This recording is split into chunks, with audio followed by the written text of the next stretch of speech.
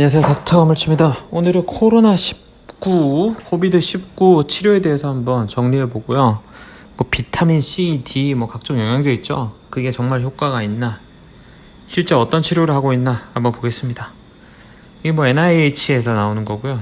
굉장히 공신력 있는 거니까 한번 정리해 봤어요. 렘데시비르는 인공호흡기 달거나 이미 고용량의 산소가 들어가는 사람보다는 산소가 필요한 초기 환자에 사용하라. 왜? 공급이 적다고 했는데 사실 뭐 효과 문제도 있는 것 같아요. 5일간 사용하고 환자가 큰 호전 없다면 10일간 연장해서 사용 가능하다. 뭐 10일 더 쓴다고 사실 뭐 크게 이득은 없어요. 그럼 인공호흡기 단 사람은 어쩌라고? 이해득실을 판단에 어려워 추천하고 쓰라고도 쓰지 말라고도 말을 못하겠다. 즉 별 효과 없다는 겁니다. 인공호흡기 달고 있거나 이런 사람에게는 큰 효과가 없기 때문에 뭐 쓰라고도 말 못하고 쓰지 말라고도 말 못하겠다 이겁니다. 그 다음에 얘기 나오는 게 줄기세포 이런 얘기 많이 나오죠. 줄기세포 치료는 반대한다. 연구용으로만 권한다. 자, 어떤 사람이, 이 사람이 코로나 환자예요. 나한테 얼굴에 기침했어요. 바로. 그럼 나는 걸릴 가능성이 아주 높겠죠. 그러면은 나는 아직은 안 걸린 거예요. 예방약을 투여해야 되냐? 권유하지 않는다. 특별히 예방약은 없어요. 왜냐면은 여러분 인플루엔자 같은 경우에는 예방약으로 타미플루를 예방적으로 먹고 그러죠. 근데 이건 예방약이 아직까지는 없습니다. 덱사메타손에 대해서 지금 거의 뭐 치료의 스탠다드가 돼가고 있는 덱사메타손 6ml를 하루에 한 번 한 10일간 투여할 수 있다. 인공호흡기 단 사람도 가능하다. 산소가 필요한 사람에게서 가능하다. 하지만 산소가 필요 없는 사람에게 권하지 않는다. 왜? 낫기 때문이죠, 보통. 덱사메타손이 없으면은 이런 것들도 다 연구돼 있어요. 메틸페니실린이나 하이드로콜티존 등도 괜찮다. 다 효과가 있다. 이거는 팁인데요. 아마 아시는 분도 아실 거예요. 산소가 필요한 경우. 그러니까 내가 코로나 환자인데 산소가 필요한 경우에 취해야 될 자세는 이 자세. 엎드리는 자세. 왜냐면은 자, 여기 폐가 이렇게 있죠. 그럼 피가 어쪽으로 쏠리죠? 자, 이렇게 쏠리죠. 근데 똑바로 누워 있다면은 이제 이쪽으로 피가 이쪽 쏠리죠. 그러니까 공기와 피가 만나는 찬스를 또 높이는 자세입니다. 산소화 개선에 도움이 된다. 자, 요렇게 누워 있으면은 이쪽으로 눌렸던 폐가 반대로 누워 버린다면은 눌리지 않게 되겠죠. 네, 그렇게 해서 권한다. 항생제를 써야 되나 말아야 되나, 항생제를 쓸 근거는 없다. 쓰게 된다면 부정적인 영향을 항상 조심해라. 어떤 항생제를 써야 되냐? 써야 될 근거가 없는데 어떤 항생제를 지정해주지 않겠죠. 가능한 광범위하고 부작용이 적은 걸로 쓰는 게 좋겠죠. 에크모는 전부 해야 되냐? 자, 이거 굳이 이렇게까지 넘어가야 되냐? 이런 장비를 달고 온몸에 큰 구멍 뚫고 관 이렇게 막 여러 개 꽂아서 해야 되나? 사실 뭐 좀 그렇죠. 뭐 이런 것까지 하고 내 몸에 이런 것까지 꽂고 뭐 해야 되나라는 싶은 생각이 저는 좀 들어요. 제가 만약에 뭐 고령이고 그런데 이거 자체도 굉장히 위험한 시술이거든요. 자체도 위험하고 이거 자체 때문에 합병증도 많아요. 꼭 해야 되나? 에크모가 치료 결과를 좋게 한다는 근거가 없다. 그렇다고 쓰지 말아야 할 근거도 없다. 애매하죠. 그러니까 사람 따라서 이런 치료에 좀 잘 견디고 뭐 다른 기저질환이 없거나 다른 장기들이 괜찮아서 버틸 법도 하면은 쓰는 게 좋겠죠. 근데 뭐 이미 뭐 90살 넘어가고 뭐 기능도 많이 떨어지시고 이런 분들에게는 오히려 해만 되겠죠. 자, 말 많았던 클로로킨 여전히 쓰지 말라고 공고합니다. 하이드록시클로로킨 아지스로마이신의 조합, 요게 유럽에서 아주 소규모 연구가 진행돼서 뭐 일주일 만에 뭐 바이러스를 뭐 다 잡아 죽였다 해서 초반에 많이 쓰였죠. 저희 한국에서도 많이 쓰였고. 근데 이건 독성 때문에 쓰지 마라 공고합니다. 칼레트라도 초기에 많이 쓰이던 약인데 이득이 없다. 자, 렘데시비르 처음에 산소를 많이 필요하고 인공호흡기 하고 있으면 197명을 분석했을 때 플라세보 대비 이득이 없더라. 그러니까 산소가 많이 필요하거나 이미 인공호흡기 달고 있는 사람한테 이득이 없다. 자, 쓰지 마라. 이득이 없죠. 근데 좀 뭔가 미국 회사에서 만들었고 미국 가이드라인이기 때문에 조금 관대하게 준 경향이 없지 않아 있는 것 같아요. 그럼 이거 왜 쓰냐? 호전을 한 며칠 당기더라. 이래서 쓰는 거고요. 근데 중국에서 연구했어요. 꽤 크게 연구했고 임상적으로 렘데시비르의 치료 효과, 사망률, 바이러스 제거율 모두 플라세보와 차이 없다. 자, 이렇게 발표했습니다. 너무 차이가 많이 나죠. 이것도 꽤 큰 연구였거든요. 237명 입원 환자 대상으로 2대1 비율, 2는 렘데시비르, 1명은 생리식염수 투여했다. 뭐 그런데 뭐 별다른 차이가 없다. 이 정도 규모 연구고 이렇게 대조군 설정도 잘 된 연구에서 크게 효과가 없었다는 거는 저는 이 연구 사실 뭐 큰 효과를 기대할 약은 아니라는 거죠, 이게. 자, 하이드록시클로로킨에 대한 내용입니다. 다시 뉴욕시의 대규모 연구 결과 관찰 연구였죠. 811명이 투여, 안 투여. 결론은 이득이나 위해라 별로 없다. 하이드록시클로로킨은 상대적으로 안전한 약이에요.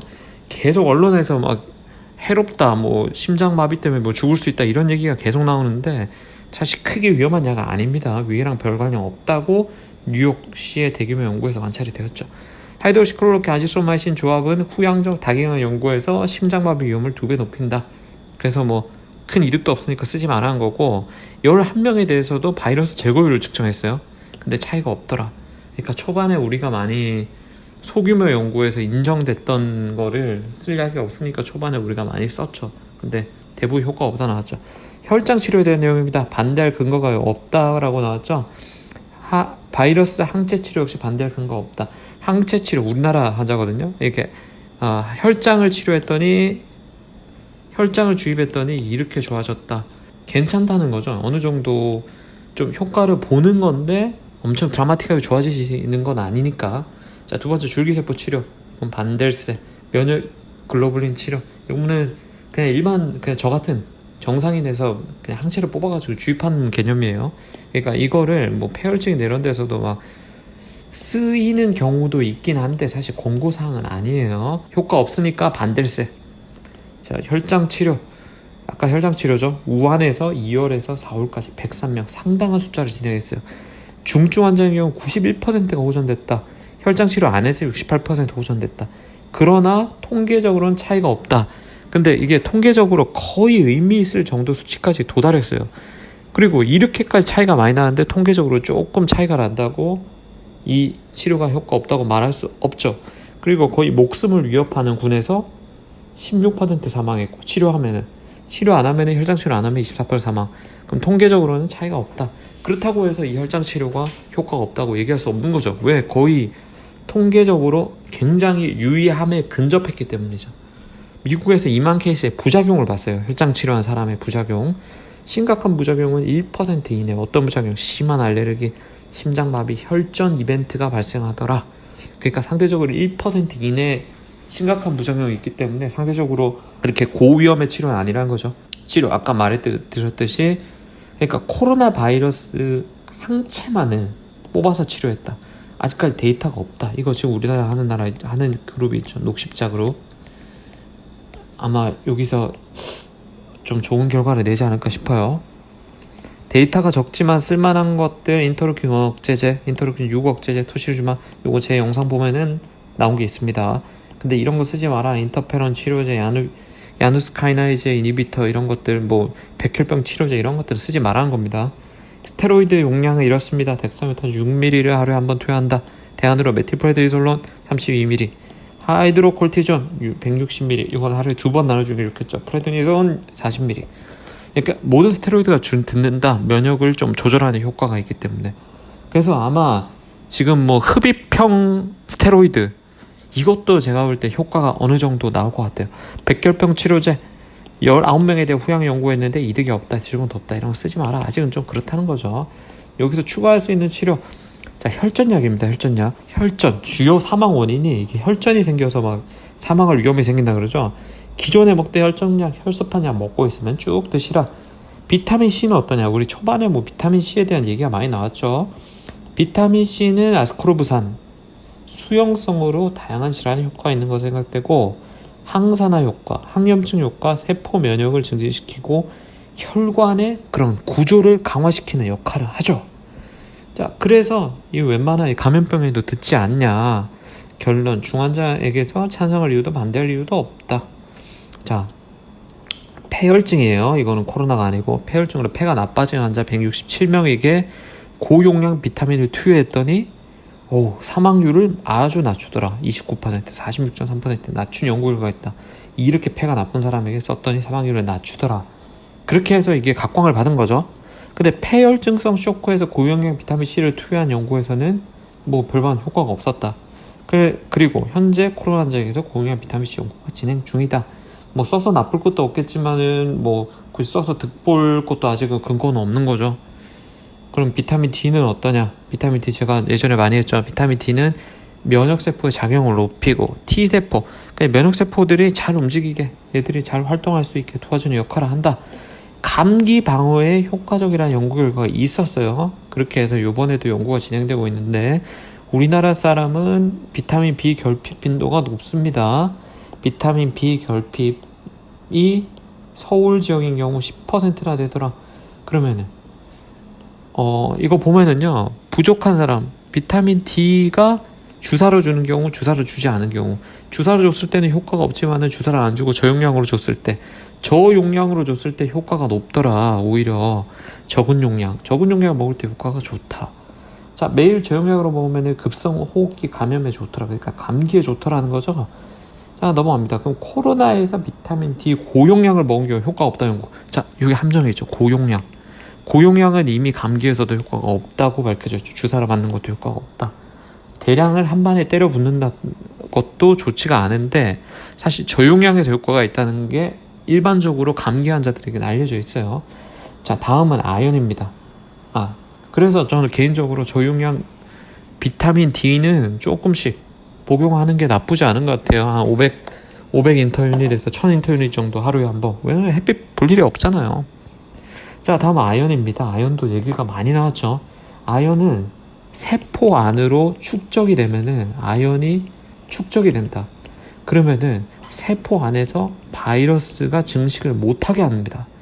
이것 때문에, 근데 이것을 세포 안으로 아연을 많이 집어넣는 역할을 하는 게 클로로킨이다. 자, 이 역시도 연구 진행 중이죠. 적정 식사에서 우리 남자는 11g, 여자는 8mg 정도 식사 섭취합니다. 연구는 50mg으로 하루 2번 투여 중으로 진행하고 있고, 연구는 진행 중입니다. 뭐 얼마나 효과가 볼지 모르겠어요. 근데 아연을 많이 먹으면 다른 영양제의 결핍이 일어납니다. 어떤 영양제일까요? 그것은 바로 굴입니다. 굴의 결핍은 피를 못 만들게 하고 손발 떨리고 신경학적으로 이상을 일으킬 수 있죠. 이게 10개월 이상 먹으면 구리 부족과 굉장히 많이 연관이 된다고 해요.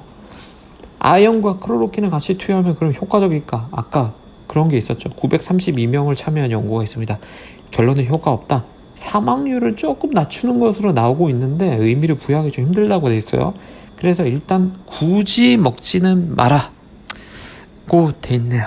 근데 굳이 이게 영양제로 먹을 필요는 없고요. 땅콩이나 굴에 많이 들어있습니다. 땅콩이나 굴, 초콜릿에도 들어있고요. 이런 것들을, 견과류 같은 것들 섭취를 조금 하시면은 아연은 충분하게 섭취할 수 있습니다.